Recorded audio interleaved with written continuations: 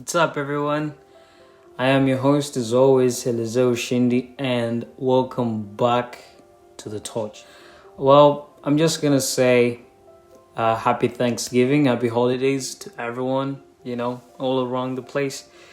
It feels like it's been an amazing thing to be doing, especially in these times of COVID-19 and, with everything that's been going around. It just feels good at some time or at some point we just still have something to celebrate, and that was so great. Well, welcome back to the torch, and I am your host Elyse Ushindi, and you're watching live at Kyangwali News. But let's just bump into some trending news, or I'm just gonna call them local because we're going back home. So it's been a year or 2 years since the National Resistance Movement NRM faced a challenge to their main candidate and still President Yoweri Kaguta Museveni. And as we already know, his main opposition party are the NUP, or National Unity Platform, with their main candidate Robert Kyagulanyi.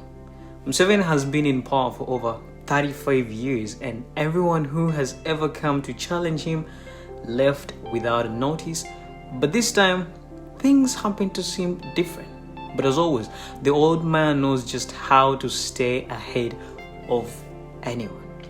This week, on Wednesday, when President Museveni visited youth leaders in Bugisu Sub-region, he had to speak to them, and just when we thought he wasn't noticing what was going on in the country, he had something to say, and it turns out he's got his eyes open, just like anyone else, especially on the opposition. And in his own words, I quote, "When we talk about the youth these days, people talk about biology, the youth of the body and age." He later on went on saying and reminding everyone that in time when he came to be president, he wasn't just a youth of biology or body, but he was a very active youth.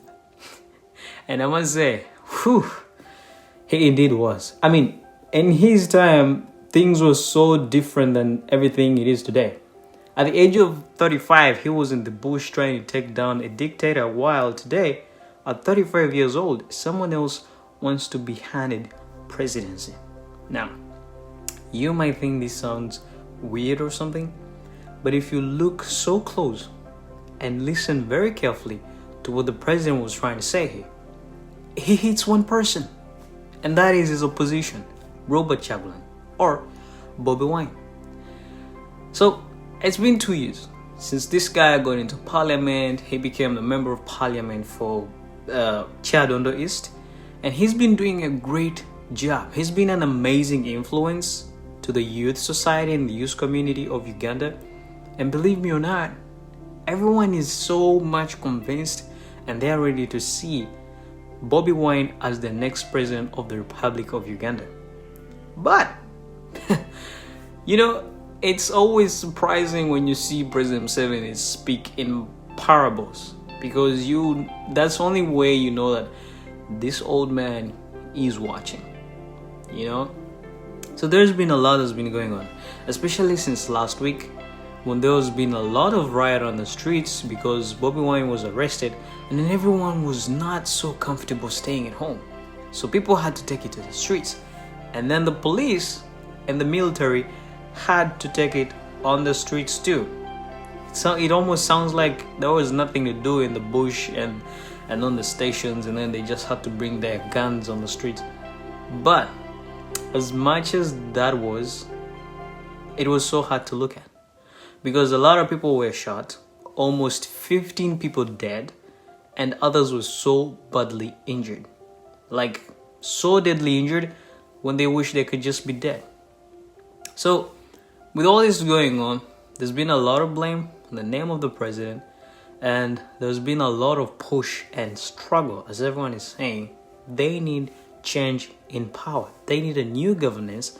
They need a new president who is going to do at least something. But hey, I hate to say this, change doesn't just come like that. You guys got to be careful what you're wishing for. Either way, the president went on saying, "You're taking drugs and you say you want to be a youth leader. What?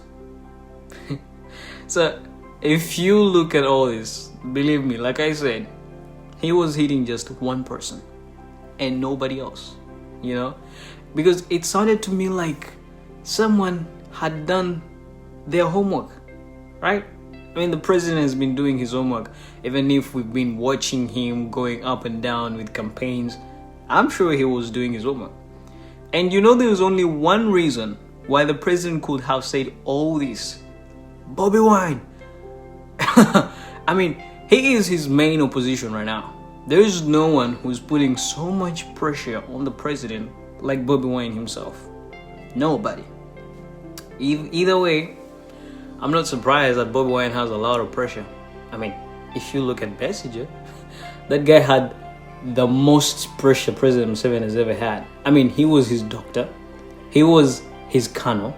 They served the same day, the same time, same year.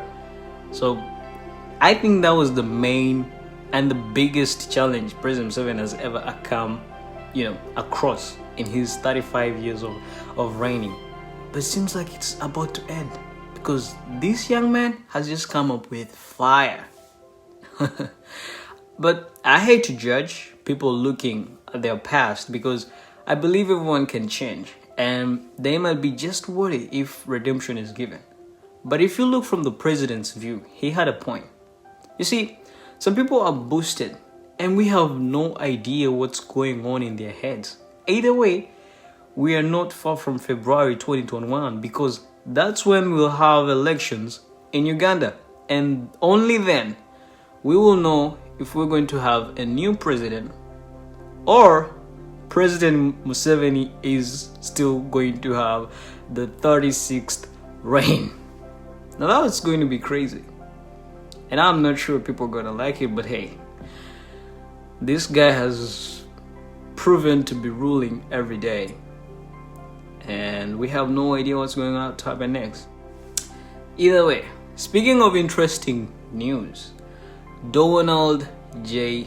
Trump, the 45th president of the United States and the only man who's too afraid to face reality after he lost the 2020 presidential elections to Joe Biden, the man he called the worst politician ever in history.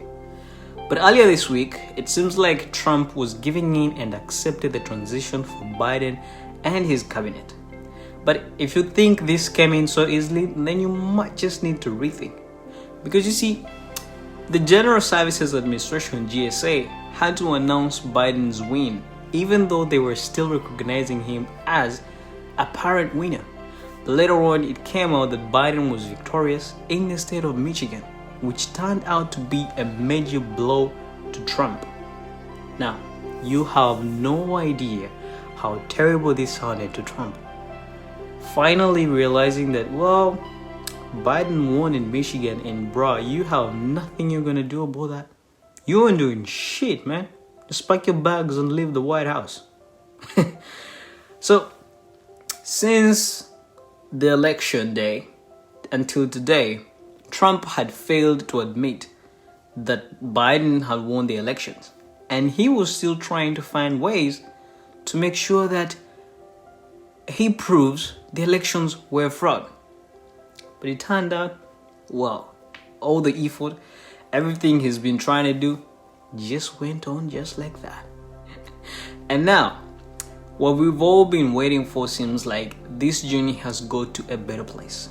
Joe Biden is expected to start addressing the nation about who he will need in his cabinet and see to working on bringing back America. I mean, he's been using that ever since he won the elections. But this is just good news. It's amazing news for the people of the United States because it seems like Trump had damaged people's hearts. It seems like Trump had done so bad things to people and they were just fed up. But now, it seems like their hope is coming back, and that's an amazing thing. Even if 2020 has just been so bad and so terrible, well, at last, hope. There is a new dawn coming up. They say, a new dawn, another day. something like that. I don't know how it goes, but yeah, you know what I'm saying. But before I leave though, I just wanted to remind you that it's just a month to 2021, and you've done an amazing job staying at home and healthy. So coming this first season, go to afrograndmarket.com and make your order with us, and we'll help add on your safety and everyone else, because at Afro Grand Market we're making shipping to your home, and that is just amazing. Just visit afrograndmarket.com, place your orders, and leave the rest for us, because your safety is our safety and everyone else. You can also visit kangwalenews.com for more stories, on Instagram at Refugee News Team, and thank you for being an amazing audience. Stay safe, and I'll see you all next Friday, next week, and we hope to get just more things to talk about.